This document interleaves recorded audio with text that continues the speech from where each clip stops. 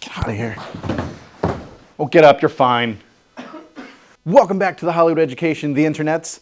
I am your host, the Professor, and on this very special episode, we're going to be speaking to a big fan of the show, one Vincent D-Cell.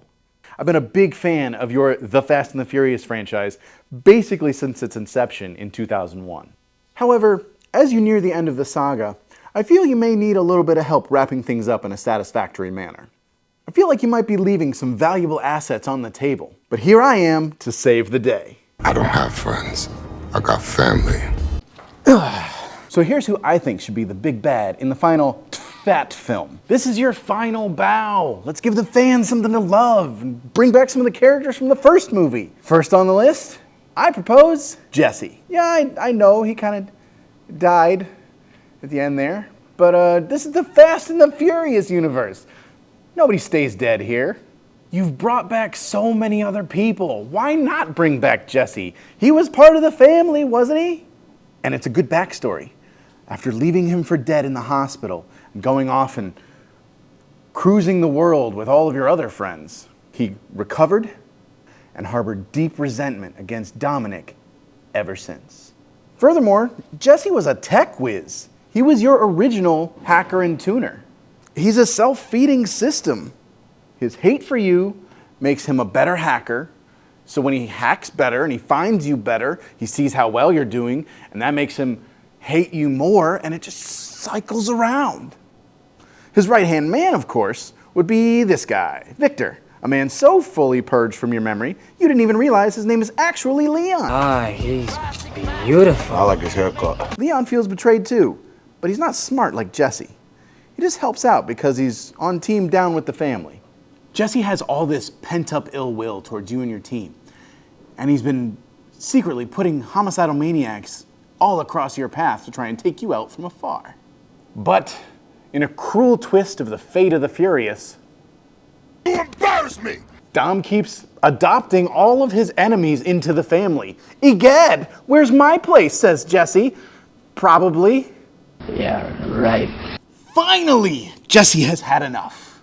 Do I look super fat like this? He realizes that if he wants this done right, he's gonna have to do it himself. Racer X has entered the game. Wait. That's trademarked, isn't it? Racer X is a completely different franchise. Whatever he calls himself, he steps into the ring to take down Dom and the crew with Victor Leon at his side. Can you guys hear those fireworks? I picked a good day, July 4th. Ooh, ooh, ooh, and maybe he has like a mech suit or something. No, don't like that. I don't know, just think about it. Time to change locations. Ugh. And if Jesse doesn't fit your fancy, maybe someone else from your past will. So let's spin the imaginary wheel of possible antagonists like I didn't plan the order of this video in advance, and I give you... Is Harry cooperating? Yeah, like a guy that's going to do 3 to 5 for receiving stolen property if he doesn't. What kind of vibe is he getting from Toretto? Look, we've all seen The Silence of the Lambs. Ted Levine can play a chilling villain when he wants to.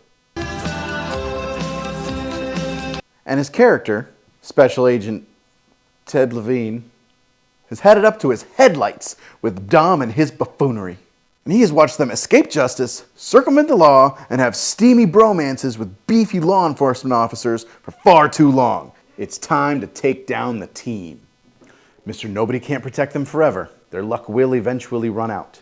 Agent Tanner knows that if he takes Brian off the board, Dom will be lost at sea. Special Agent Tanner will be forced to kidnap Brian off-screen and take him to a super-secret protected bunker that Dom will never be able to find and definitely not be able to get into. Jack-off motion, jack-off motion. Wait, was I supposed to, like, do the motion? It's in italics. Whatever, I'll do both. Jack-off motion, jack-off motion. Agent Tanner is actually a really good pick for a supervillain, like a final bad guy.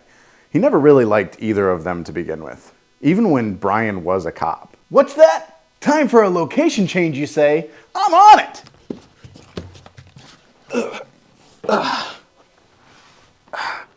Up next on our heel turn walk through memory lane,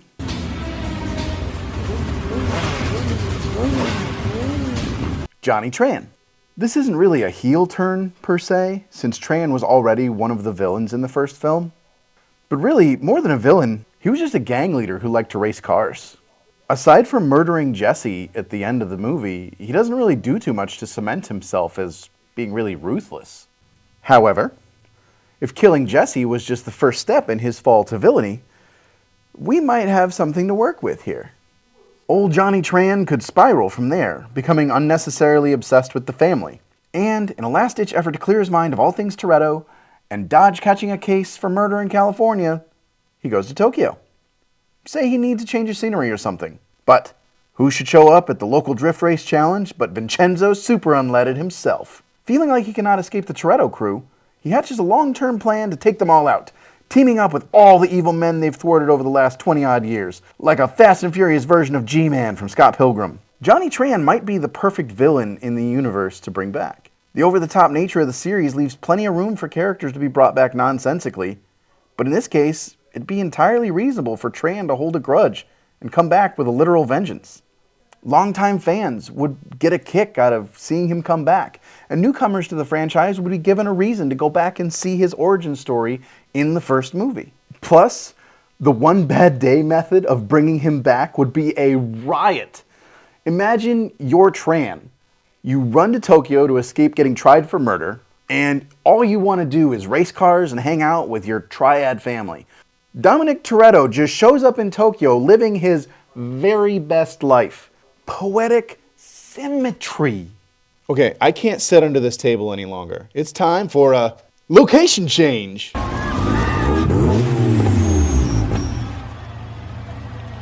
I feel like I need to apologize because I may have intentionally deceived you. Don't get me wrong, Tran is a great arch-villain option.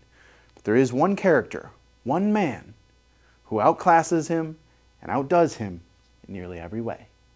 This is a man who is oft forgot and has every right to be out for revenge. I'm talking, of course, about Ja Rule. No, not the character played by Ja Rule.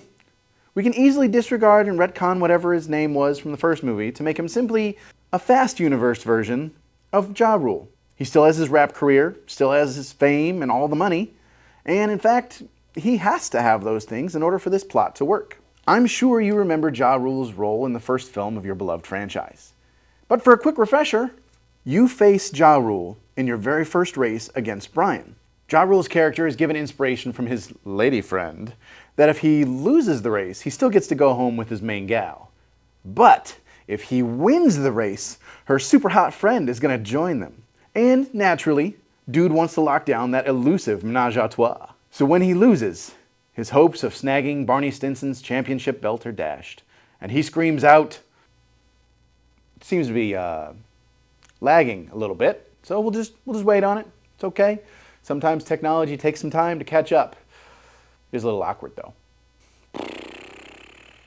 I really don't like small talk, so I refuse to engage in it. If I'm going to be uncomfortably sitting here waiting for this clip, so are you. Haha! There it is! I knew it would catch up. God bless American technology that's made in China. Ja Rule must regain his honor in the sight of everyone, so he sets dastardly plot after dastardly plot in motion, each more dastardly and motion-y than the last, in an attempt to trip up Dom and Brian and co. and dethrone them from their lofty throne of loftiness. Nailed it. So we learn that it was actually Ja Rule who put trademark the family in danger in each and every installment of the franchise, except Too Fast and Tokyo Drift. Those are really just side quests anyway. Don't get me wrong, Tokyo Drift is probably the most enjoyable entry in the entire series. So it's an enjoyable side quest at least. It's like a side quest in Fallout New Vegas, which is objectively the best Fallout. Don't at me, try me. Actually, those are opposite things. Do one of those things. Ja Rule has used his position of celebrity and his oodles and oodles of hip-hop money to finance nearly a dozen attempts on Dom's life. He finally hits pay dirt when he meets Jason Momoa. I'm Dante. Enchanté. But like the character played by Jason Momoa this time, not the actual dude. Jason seems like a really swell guy. I wouldn't want to imply that his dad sells like all the drugs in Brazil. They team up, Jason runs the operations, and Ja Rule does all the planning and background work. And finally, in Fast X2, Fast Triple Xer, He comes out of the shadows and in a moment of pure hopelessness for the family, reveals he was the Vecna to their 11 the whole damn time. Boom, brought it home. What you do with the story after that is really up to you. I'm not going to be too picky on, the details and how you beat up Ja Rule. But if you need a writer, I'm always available. I'm not really doing anything right now. Technically, I don't even have a job right now. I got plenty of time to write a banana script for you. You and I, we can be on the same wavelength of crazy. Trust me. And if I can't, my intern that is still lying on the ground over there totally can. Anyway, just have your people get a hold of my people. I'll hire some people so that your people can get a hold of them, who can then get a hold of me, and then I'll get a hold of you. Please let me do that for you. I'm begging you. I am unemployed. And one more thing, Vin. Since I know you are definitely personally watching this video, go down to the comments and tell me what you think of my ideas. I know they're great. I just want to hear it in your voice. I hear myself tell myself that I'm fantastic all the time. But I just need that deep, I am Groot, voice of approval. Normally this would be the part where I would say class dismissed and make some funny quip. But this hasn't really been a normal episode, has it? It's been kind of aimed at one person and everybody else is just here for this open letter. I think there's only one way for me to close this out. I really hope I'm smart enough to play the Ja Rule clip over that, because it'd be really weird if I didn't. And cut!